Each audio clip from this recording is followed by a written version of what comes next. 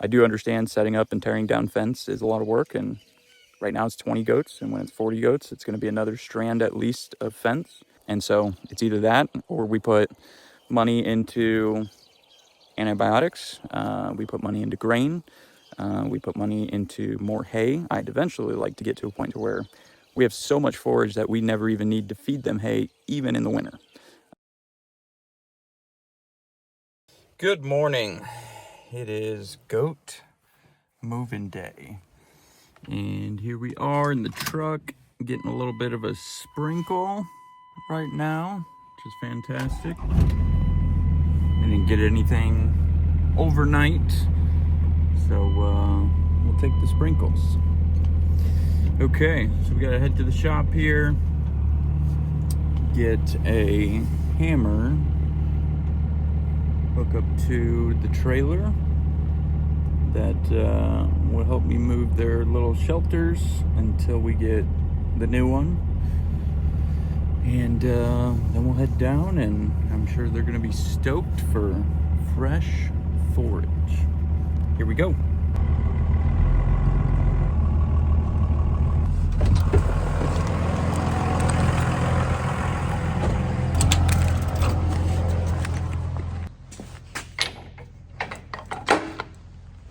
Looks like somebody had left the lights on.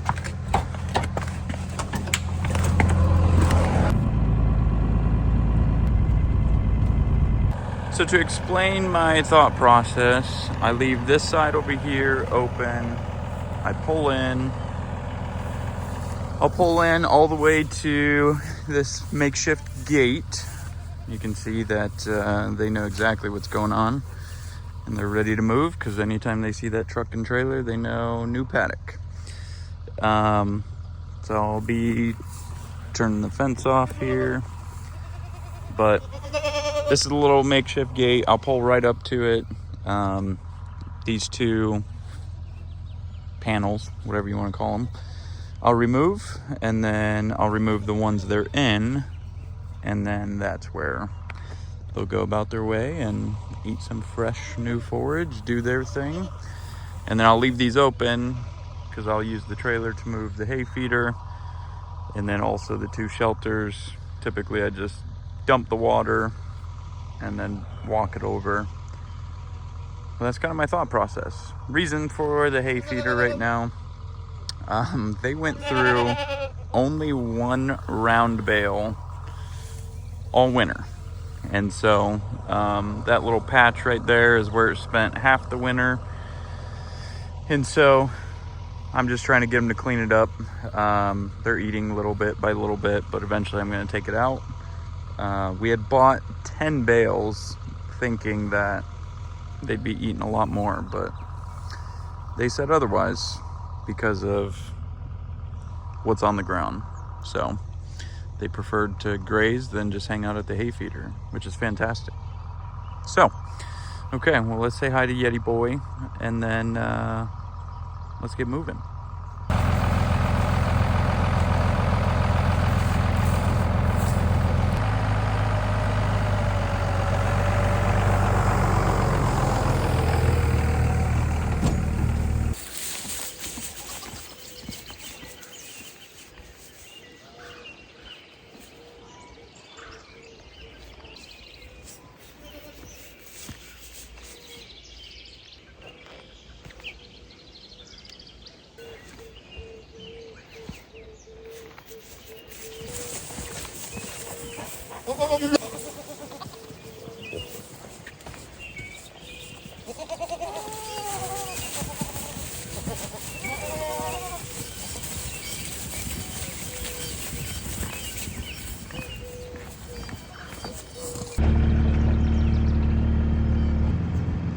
Forgot to pick up Yeti's toys. Don't want a flat tire.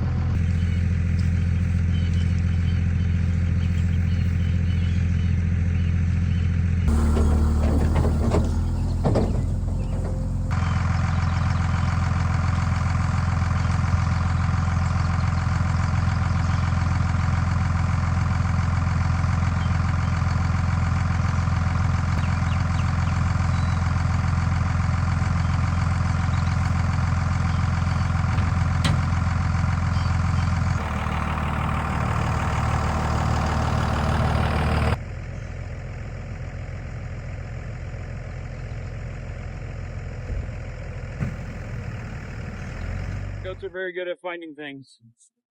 They find these fence insulators often.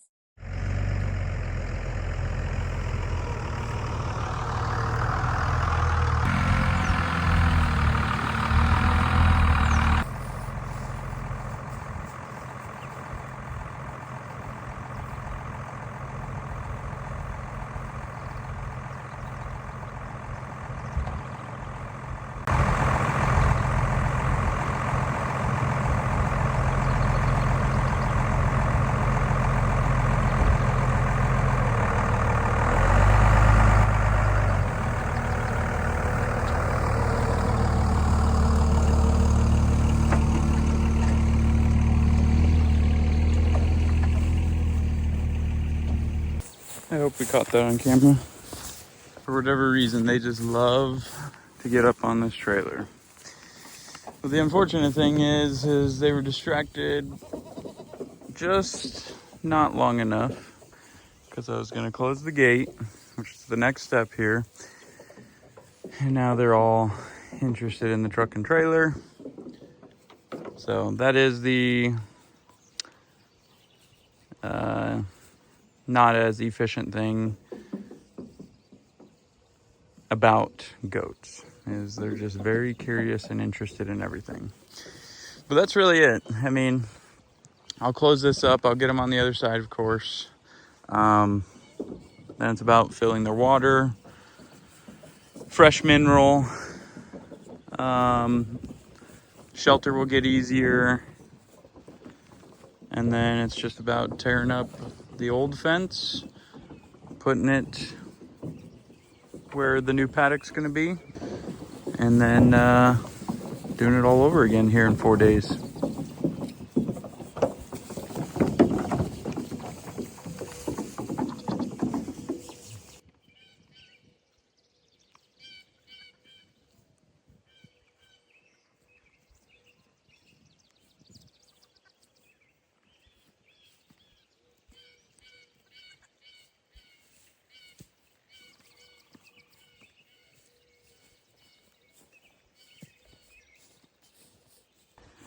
Got Mr. Yeti Boy's food, and he knows it. Now we got to add that pinch of garlic, a daily dose of garlic. So what I've learned about the garlic is you don't want to do too much. I'm not sure if it's totally true or if it's just one of those things we've been told. Here you go, buddy. But I guess too much garlic can lead to anemia. And obviously we don't want to cause any issues there. So I make sure to do no more than a clove. But I like to be closer to like 3/4 of a clove. So I'd rather stay consistent than overdo it multiple days or whatever. And it's not worth it.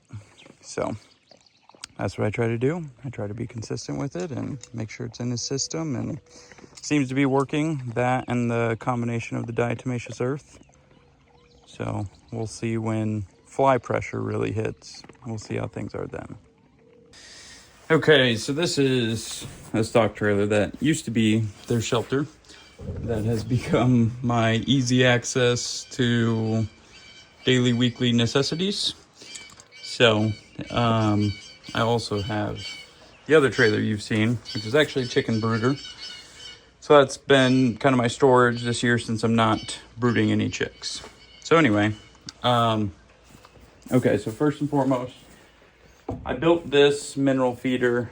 I know you can buy like Balin and different brands out there, but $150, $250. I didn't think it was necessary when I didn't know if I was going to enjoy the process of raising goats when we got them last August. We already have plans to expand the herd, including breeding. That's why we got them, breeding stock. Things will be upgraded over time. So this is what we're using right now, though. I started with the basic Tractor Supply mineral wind and rain. And so right now we're in the process of just finishing up those bags, and then we're going to switch everything over to Redmond. Redmond's a company out of Utah. They have access to all the salt mines and everything like that. So they sell many different products for humans and agriculture and miscellaneous different lines. But for the agriculture, we do the garlic mineral salt, and then we're going to be doing their goat mineral as well. So with all that said, this took me a while to figure out. Our soils don't have the minerals in it that they need, that the goats and animals need. So that's the whole idea behind supplementing a mineral, because they can't get it from their food. Very similar to us humans. So it took me a while to figure out, because they were going through half a dog bowl or so,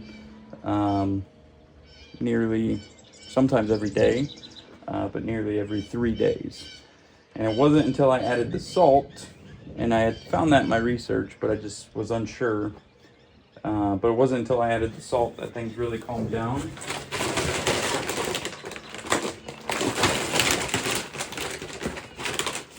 So what I figured out is a 2-to-1 ratio. So 2 mineral to 1 salt ratio. So basically I do this whole container.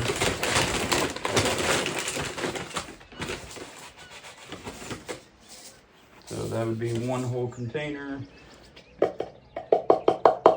And then do half the container of salt.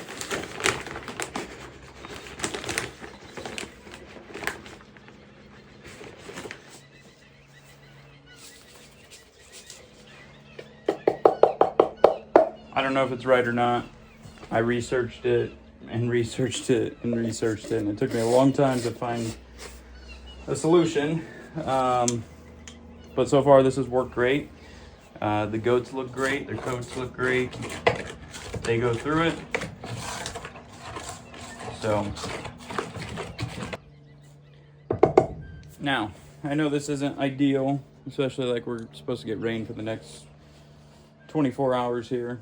So I know it's not ideal for accumulation of rain like that. But I will say, based on the rain events we do have, this really doesn't even get full. And it just becomes liquid mineral at that point, because they do still go through it. And then if it dries and gets stuck and everything, they will swipe their hooves at it to loosen it up. Or of course, when I come, I'll take my pliers and loosen everything up too. So that is the mineral situation.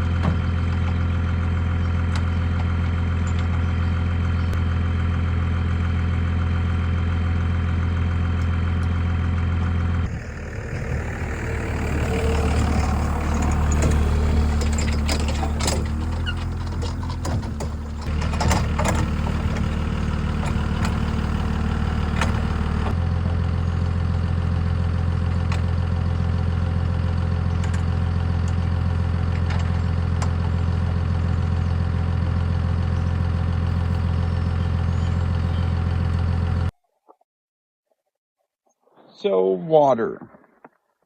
This one has taken me a little bit to figure out. Still not sure if I'm happy with what I'm doing here. But I wanted to put the water trailer in the paddock and just have it right next to one of these water troughs and then just be able to switch it on. Very similar to this. But the goats want to go after the straps. They want to go after the plastic itself. They want to go after the wood. They want to go after everything. So then, one day I lost the cap, and the goats probably took it, chewed it up. I still was never able to find it. So then my father-in-law helped me come up with this situation. And it's working so far. It does come out of here slower, but I used to use that white bucket, go back and forth over the fence, and that was just too much. So then from my chicken processing, I ended up having the idea to use this hose. And so far it's working well, but I can't walk away without the goats coming over here and trying to nibble on it. So that's the challenge of hauling water versus running pipe. But I just don't think running pipe down here is wise because we're going to outgrow it pretty quickly. So if you have any better solutions, I'm all ears. Not that I will do your idea, but ideas definitely help.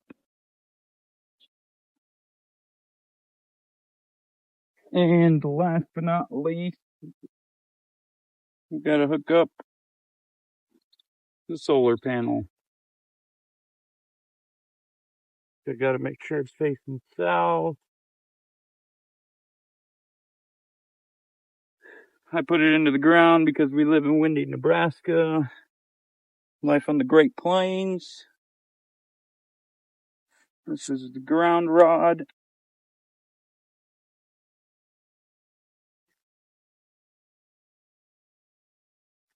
Pretty good for not a ton of moisture. Sometimes I have to use a hammer if I can't use all my body weight.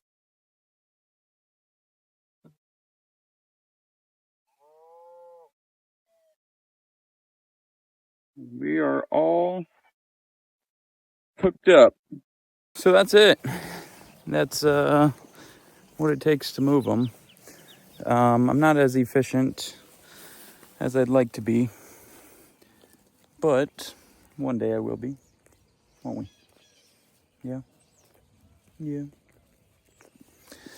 So, roughly about an hour 15, including recording and everything. So, couple things. The hay feeder will eventually be gone. Probably by the time we get to this tree line here, they'll spend 1 or 2 days in that tree line, and then we're moving to a different pasture because they've used this whole pasture, which is 15 acres. They've used this whole pasture here throughout the winter because it's the most protected. So that's that. And then these shelters were kind of the trailer used to be in here. This brown trailer used to be in here. They would favor going under there when it's -10 versus in these yellow shelters. So we don't live in a heavily treed area. It may look like it, but as soon as we get out of here and into other pastures or even start grazing cover crops on fields, it is very wide open. It is your typical Great Plains, Nebraska, Southwest Nebraska. And so we have to provide some sort of shelter because of the wind. If it was just hot, not a big deal. If it was just cold, not a big deal. But because usually there's a mixture of hot and windy, they need shade, or cold and windy. Obviously, they need shelter to bundle up for that. And then also raining and windy. That can also cause pneumonia and different stuff like that. So we have a mobile shelter that a family friend has built, and that will replace these. So not too bad, but there's trade-offs. There's trade-offs to dry lodding. There's trade-offs to conventional grazing, just having this whole 15 acres and they can do whatever they want. We're intentionally rotating them and eventually moving to an AMP grazing system to create more diversity, give the plants full recovery, which then helps everything come back thicker, better, stronger, and then that just increases our forage.